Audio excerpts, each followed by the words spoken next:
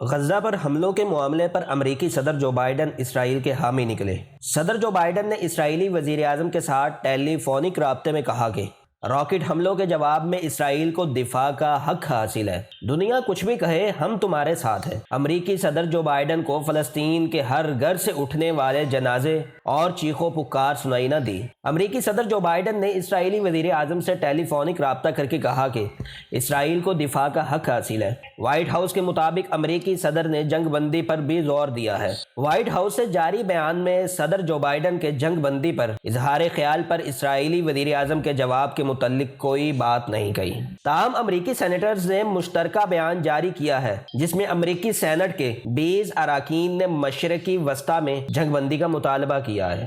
Senators نے کہا ہے کہ اسرائیل اور فلسطینی علاقوں میں مزید ہلاکتوں کی روک تھام کے لیے فوری جنگ بندی کی جائے۔ فلسطین پر اسرائیلی جارحیت اور امریکی صدر کے بیان پر خاتون رکن کانگریس الہان عمر نے تنقید کرتے ہوئے کہا ہے کہ سیز فائر کی حمایت میں تاخیر سے جانوں کا ضیاع ہوا۔ اسرائیلی وزیر اعظم نے حمایت کرنے پر امریکہ، آسٹریلیا، برازیل، کینیڈا اور جرمنی سمیت 25 ممالک کا شکریہ ادا کیا ہے۔ ان ممالک کے اسرائیل کے ساتھ سفارتی اور تجارتی تعلقات ہیں۔ وہ حماس کو عسکریت پسند تنظیم قرار دیتے ہوئے اسرائیلی حملوں کو اپنے دفاع کا حق قرار دیتے ہیں۔